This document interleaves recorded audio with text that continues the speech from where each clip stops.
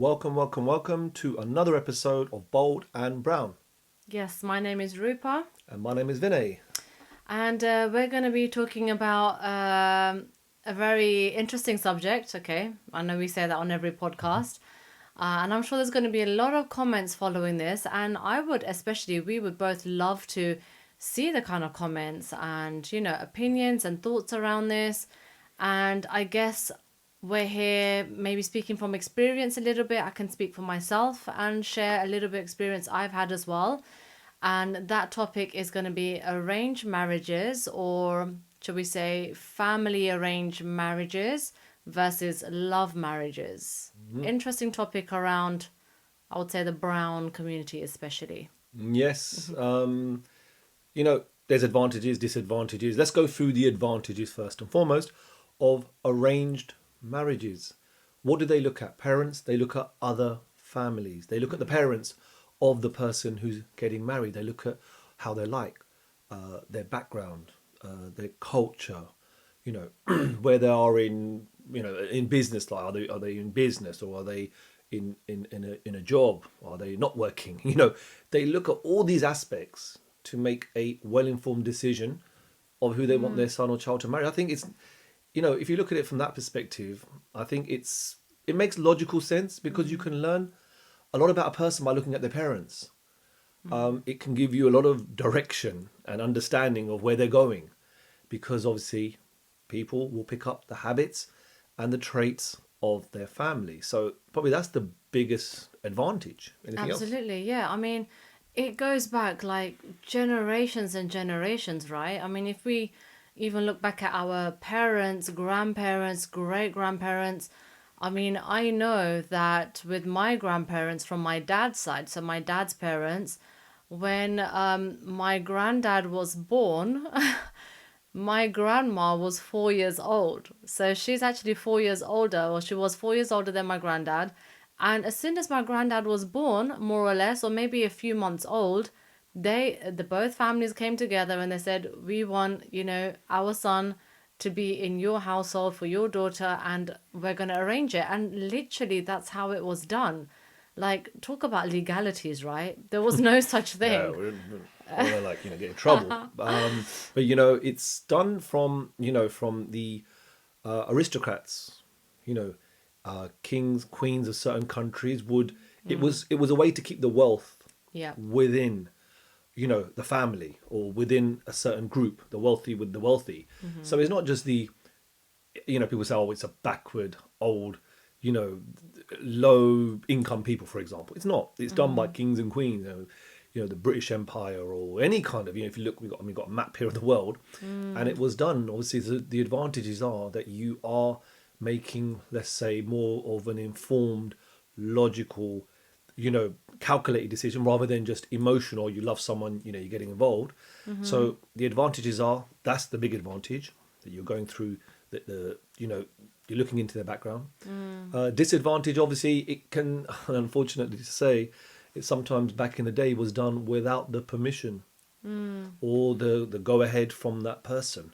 I think what was it, my grandparents, when they got married, my granddad shared this story, because when you got married back then, I mean early, in the 20th century, you used to get married and you'd see your partner on the day of the wedding. Yeah. What my granddad did, because he's such a gangster that he was, Romeo, he obviously was going to get set to marry my grandma, whatever. So he did a beautiful thing. In Punjab, he secretly went over the villages, whatever, with his homie, with his boy, and jumped a few fences, and went down to see my grandmother, checked her out. Was Really? like, yeah, I didn't know this. He checked her out, he goes, yeah, I like her. And that's it, went back, we got married. So my granddad set the example for, and my dad was arranged marriage to my mum.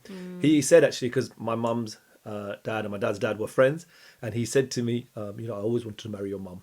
So, it was arranged, but it was arranged in a bit of a love there as well, I suppose, in its own way. Yeah. So disadvantages are, yes, you're superimposing. Parents will superimpose it onto their children. I don't think we're in that day and age today, but that used to happen. Yeah, and I mean, if we were to live back in those days, think about it realistically. How would we have met someone that we're going to just fall in love with? there was no, clubbing, going to bars, going to parties, social media, like how people meet nowadays, like, even studying, like there wasn't always an opportunity, right? It cost money for people to study or to go into school, go into college. Families couldn't afford it. So how would one meet, a significant other unless it's been arranged from the family? So it did kind of make sense for that era of time, I would say. And it worked.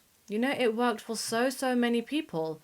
And in fact, I think, divorce wasn't a common thing, not that I know of, maybe in the last few generations, but certainly now I have seen people probably more so in their 60s and 70s saying, I want to get a divorce, because maybe it's something they've realized that it was an arranged marriage, it wasn't someone they chose to be with. And, as modern time and the economy evolves, they realize actually they'd rather be happier alone than to be with someone that they kind of not had a choice to be with. So, yeah, it's interesting. So let's go over the advantages of a love marriage. It's your choice. It's in your own, I suppose, space, your own time. I mean, even though there's pressure of that as well, but you get to make that decision yourself, which is it's a great thing. An advantage of that, it's your choice. Then you can also, go to your parents for their blessings, or maybe you don't want their blessings. That's different. Nowadays, what I find is happening is that it's arranged and love marriage is a bit of both. They might say, I'm just thinking about my some of my family friends who I know who have got married to somebody. It was arranged by their family to say, this is a person we're thinking of. Why don't you go out Your with sister. them? My is a- sister, yeah, Yeah, it's a yeah. good example. Went out and see if they like each other, if they're compatible, and then they can say yes or no. And that's probably the modernization Yeah, of the love arranged marriage. It's that kind of closing that gap. yeah, So, there's nothing wrong with, I'd say, arranged marriage. It can be done on those terms where everyone's, kind of consenting. It's a modern approach to it. I think it's a good thing. You look at the family, you like the family, they've been recommended or whatever. And so you have the family's blessings and they go and meet. And also, bit of devil's advocate, if things do go wrong, you've got someone to blame at least. like, yeah, blame it on you. It was your Yeah, fault. I didn't want to do it in the first place. You told me. Yeah, on the other hand, if it's a love marriage and it goes wrong, then it's all on It's all you. your fault, yes. It's all, They'll be like, we told you. yeah, should have listened to us. And I think, of course, parental influence is a huge thing as well. Like, I mean, I'm not going to say I was the most angel, growing up as well. And I'm pretty Really? sure, Never knew. I'm pretty sure when my mom, listens to this, she's gonna be, it's gonna give her flashbacks, because the moment I turned 18, they were like, you need to get married. Like, literally, they were like, okay, find someone, get married. Studying is not for you. You're not great in education. You failed all your exams. You might as well just find someone, get married, have kids, and settle down. And they were like on the hunt. They were literally like, we need you to get settled down. And I think a lot of that was also a fear of me, I don't know, choosing a different path, going in a wrong direction, which I did anyway, by the way. I married a Sikh in the end, so We're the best. the best. So, but initially, actually, I accepted, I accepted that I had to be with someone who my family would be happy with, and that would be someone in my own community, being a certain type of Hindu, Gujarati, and being in a kind of close-knit community. I said, you know what, I don't want to give my parents any more stress than I have. They've done so much for me. They've literally given me everything I've got, like, on a plate. Like, I don't want to let them down. And maybe it was a little bit of that kind of emotional peer pressure where I felt like I should do something that they will be happy with, because everything else up until then was just like disappointment. School. Yeah, you bring it back. Yeah, and I was like, hey, let me compensate with marrying the guy that they want me to marry. You don't think at the time, well, it's going to be for the rest of my life. You just think, well, they're not going to want anything bad for me. They want the best for me. They're not going to put me in a house, that is not good, etc., blah, blah. So, I eventually did end up getting married, my first marriage, to someone who was in our community. I wouldn't say it was like arranged per se, but my family or my mum growing up in Kenya knew his family very well because they were also brought up in Kenya. So they knew of each other. You know, we were in the same community. They eventually moved down to London, you know, from Kenya. Then he went to Australia to study, then moved to London. So I knew that, you know, it would work in a sense that, okay, we have the thing in common that we are all part of the community. We're all kind of following the same, you know, spiritual leader or whatever. And that was a big thing for family. It still is to a lot of, you know, family. It's a big thing that you share that commonality of like religious views or spirituality and stuff. And so I did that.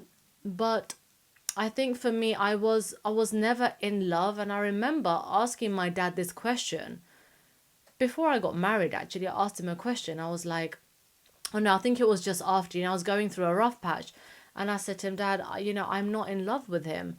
And you know, he said to me something really interesting that actually did make me think. He said, "You don't love before a marriage. You learn to love within a marriage." And I was like, wow, is that how you understand it to be? You know? Like, it didn't make sense to me. I was like, how can you start learning to love within a marriage? Aren't you supposed to get married to the person you love? So, you know, it was a battle in my own mind with what was happening, you know, with my feelings, emotions. And I realized that actually compatibility is a big thing, like a big thing. So, You know, I remember learning from our religious culture that in the Western world, you love and then you get married.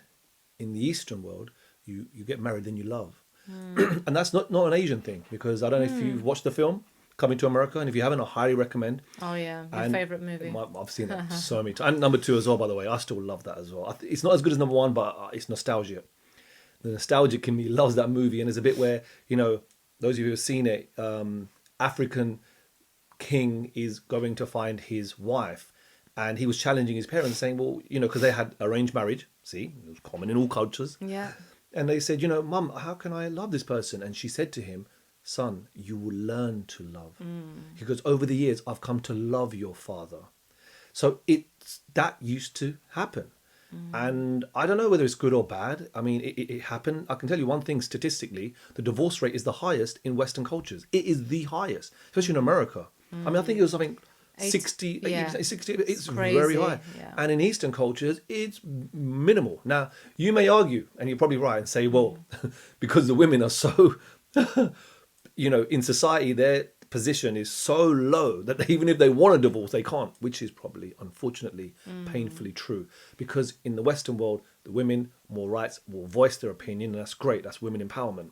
And in the Eastern culture, yes, unfortunately, they are, you know, it's a male-dominated society, even more in the Asian culture, and maybe they don't want to, but those are the statistics.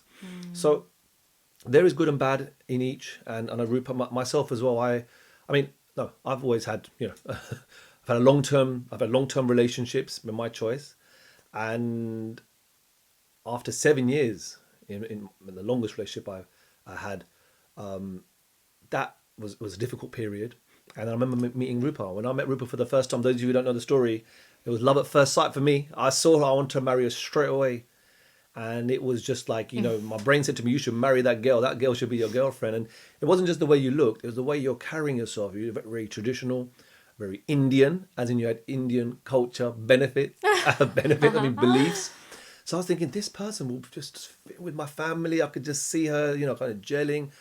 And it transpired later on that even though she's from a different language, a different religion, Gujarati, I'm Punjabi, we don't speak the same language. Yeah. Rupa's learnt Punjabi and Hindi. I'm struggling with Gujarati. Well, you can say two I can words. say how to eat something. Gemcho. Gemcho, dumilidu. Jamilid. Oh my God, it sounded so wrong. Oh my God. Do you know what you got? Jamilidu. I know about my in-laws, but they understand. They understand when I'm hungry. Their food is there. So, but we still make it work in such a way because of, we're a sect of Sikhism, you're a branch of you know, Hinduism, and the commonalities are so strong that our parents are really close. Yeah. And, you know, they have Hindi, they can kind of speak Hindi together, but they're really, really close in that sense. But, you know, and ultimately, like, let's be honest, who is the one making the sacrifice? Like, you would think, okay, well, women should have a choice. and it's the women that don't really generally have a choice when it comes to arranged marriages. Maybe more so they do now. It's just kind of like a recommendation, or this is a good family, have a look, speak on the phone, or go out on one date and see what you think, or have a look at the photo. At least you're given a photo, right, to physically view what someone looks like. But it is women that make the sacrifices. I mean, even for myself, I was always living with my grandparents. My mum was looking after her in-laws, which were my grandparents, my dad's parents. And so I was very open, and I was like, okay, yeah, I want to do the same. I want to also look after, my husband's parents the way you've looked after my grandparents, because at the end of the day, that's someone else's mum and dad, just like, I saw it as the same thing, but I said to myself, oh my God, it's a whole different household. Like, it's a whole different culture. I had to adapt to understanding or being able to communicate in a different language. And believe me, guys, I couldn't even speak a word of Hindi. I couldn't understand Hindi, let alone Punjabi. Like, it is completely different. We never really watched Hindi movies and soaps and things like this. Like, my dad, well, no, me meaning my house. Like, my dad was always into like his thrillers and action thrillers and like Western stuff, like yeah. the library of DVDs. Oh my We God, only got him to get rid of it very recently, but he's had a collection. Like, There's I'm talking hundreds of DVDs at the hundreds and house. hundreds. Anyway, I was like, we don't even use DVDs yeah, anymore. movie obsessed, English movie obsessed. English movies. He only became obsessed with the Hindi movies when my mum, for the first time, went on holiday without him to Kenya. He started becoming very emotional. Oh, because he's missing your mum. Missing her. Yeah. Yeah, that's The when he got Bollywood Indian the came out. Bollywood, exactly. The Indian came out in him then. But there was a lot to adapt, and it was scary. The whole cooking is different. The way they make the chapatis is completely different. Fortunately, I think there's a reason why we married each other, because we're vegetarian. Both are vegetarian. That's a huge So thing. there was some non-negotiables. Oh yeah, Being absolutely. vegetarian. Mine was living with my family. The girl I Yeah. marry, and I don't know how selfish this may sound, but if you're not willing to live with my parents, then sorry, because my parents are my everything. And I feel very strongly about that. Those of you who've been watching us, you know how I feel about that. And, I don't know, am I being selfish asking the woman? No, because there's some non-negotiables for you. Yeah. If I wasn't vegetarian, It would be a no-go. It would be a no-go because you're passionate. I mean, Yeah. vegetarian, no onions, no garlic, no mushrooms. Anything else? I don't drink tea. Don't drink tea. No Tea? egg. No egg. Tea. I mean, we drink tea every hour. I know.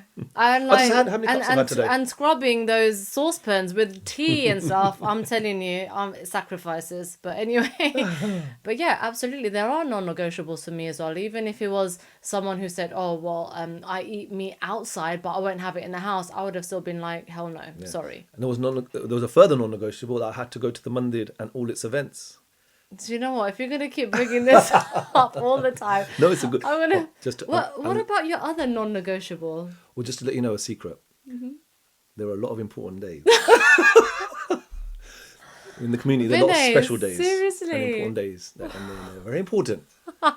It could be important in ways you wouldn't even know. Anyhow, okay. I was gonna jump into another subject to really put you in there. Yes, the other non-negotiables. Yes, that's for another podcast. There you go. You're just gonna have to keep waiting for the other intimate talk podcast, The right? intimate talk podcast, He yes. said it's too early, but we'll wait. Well, look, let's just go on to now. I mean, we've heard of apps. Yeah.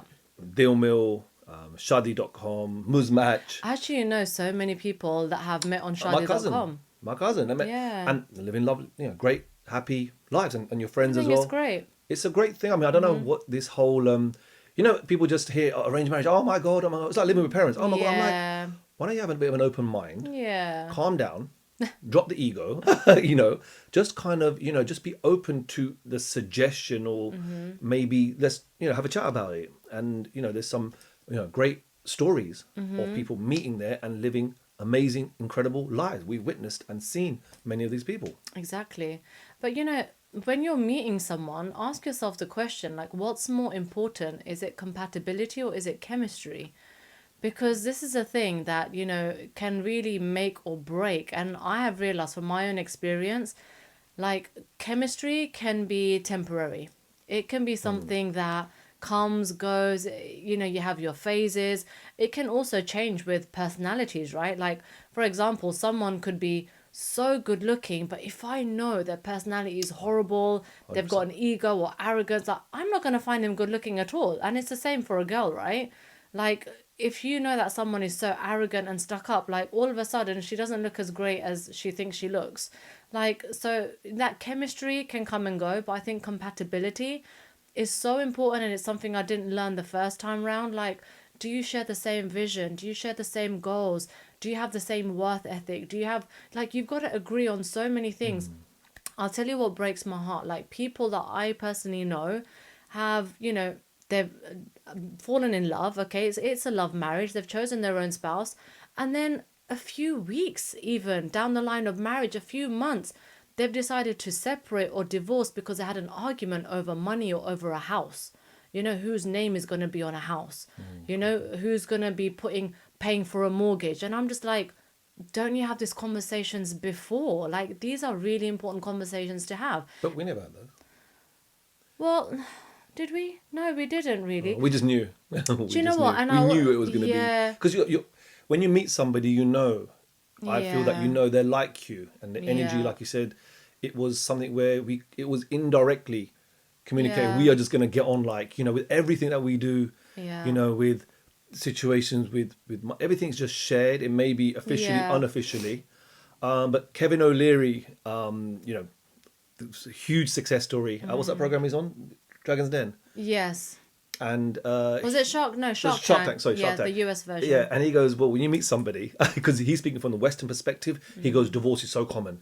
He goes, when you meet someone for the third date, what will be a good idea is, let's discuss our finances and our our goals. True. And he goes, Yeah. that will save you so much time and energy and money. Yeah. True. But you're right. I mean, if it's not, I just feel that, in your mind, if there's a doubt or something, Yeah. you're getting an inclination or a Yeah. feeling that something's not quite, then maybe you need to discuss it, get out in the Yeah. open. And also age. I think age plays a big factor because, I think when you're in your early to mid 20s, like, you're going to spend those few more years getting to know someone and seeing if there's someone you can wake up with every day and stuff. And like, we met in our 30s, like, it happened so quickly. I think the older you get, like, the quicker it happens because you just know. Intuition. Yeah, intuition, you're wiser, you're more life experience. Like, a great example I can give of our very good friends, two friends of ours, I introduced them through this business that we're in, we're in the same company, they're in different teams. I introduced them, I was like, oh, well, they're both Mauritian, they both had a previous marriage before, they're both single. And I was like, they're similar age, I think they could get on really well. And literally, I think I introduced them in like August, August, and then by December, he had proposed. By 2 months April, later? they were married. Like, 2 months? no, like 4 or 5 months.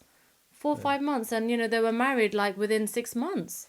God. It was That's because very I know quick. this couple very well, and my friend, he don't mess around. That's like me as well. I saw you, I was like, I'm And taking that home. and they're in their mid 40s to 50s, so they're a bit older. So again, for them, like, when they know, you just know, and you just know, and go with that gut, go with that instinct, but also be smart as well. If you have got certain finances behind you, you've got certain things on you, you've got certain assets, you don't want it to become a problem later. So I think these things are very important to discuss as well. And I remember when we decided we're going to get married, obviously the issue was no, because your parents wouldn't want a Punjabi.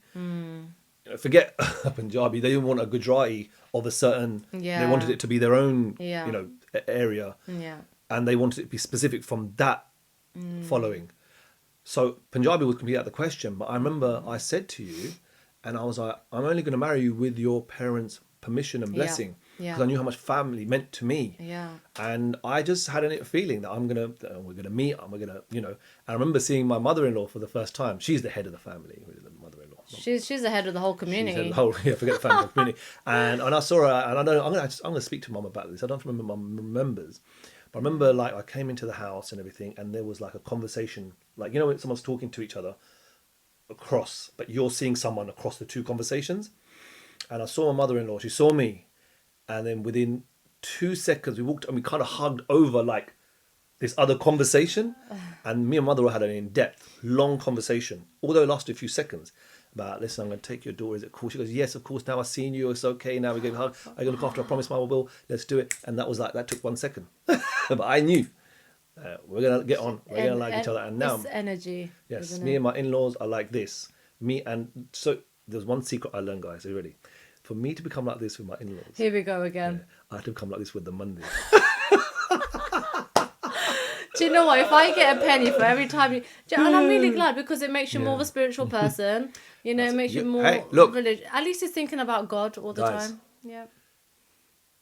They have yatras all over the world. And I want to be in that WhatsApp group. I want to be first on the list. Who's going? Vinay. Then the rest of the family will want to come. Eager. He's an eager beaver. We went to Bali. It was amazing. There's more coming up. Man, they're going to like Japan. They're going to Alaska. I'm like, wow. They went to, where did they just go now? Kashmir. That's it. They went to Kashmir. My God, I wanted to go on that one as well. 700 people. I wanted to go. He's loving it. Yeah, I asked my in-laws, I go, why didn't you tell me? He goes, you wouldn't think you wanted to go. I was like, put me in the WhatsApp group. Forget, I'm not even going through them now. It's too late. I want to go direct to the Monday. Is there like a direct Monday WhatsApp? Like, can I have direct? Yes, I'll send you all the numbers. Don't worry.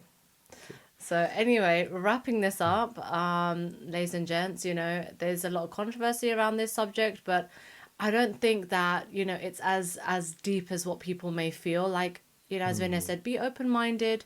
If you are someone who is struggling to look for a partner, go into these apps. You know, don't think that, oh, you know, you're too good for these apps and they're for losers. And no, it's literally the people on these apps. Everyday people, just like us. Everyday people who don't have like time, us. who don't want to meet someone in a bar or in a club or in a restaurant, like Where you met most of your guys. Most of my guys, yeah, right. Talking about yourself, innit? Number one womanizer ever. You know, they are just decent people with good careers and jobs, and they just, you know, they've got certain tick boxes, as I'm sure you do as well. So, yeah, you know, we want to hear your stories. You know, have you had a love marriage? Have you had an arranged marriage? How is it going? How is it not going? Yeah, hit us up. Yep, and I must enter with a legal disclaimer. We are not a marriage bureau. So please do not send in your pictures or your positions in societies for a marriage. Exactly. We're not here for that. But hey, you never know. Maybe in due course. That could be a potential business opportunity. Hey, look, our mind are open to business. Always. We attract it. And they can't, like, so many opportunities to do X, Y, and Z. So much. And knowing, you know, going with your passion, your gut, knowing, no, we're not going to do that, we're going to do this. And, you know, some things have not worked out. Some things have worked out amazingly. It's all about putting yourself out there, not only in business, but in relationships as well, because experience, ladies and gents, will always, always, always be the best teacher rather than any knowledge. It's experience. Yeah. Guys, look forward to seeing you on another podcast. Please like, comment, and subscribe. See you in due course. See you soon.